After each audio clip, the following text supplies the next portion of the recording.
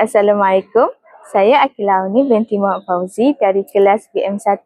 Jadi hari ini saya akan menerangkan aktiviti yang keempat, iaitu aktiviti nyanyian fonik.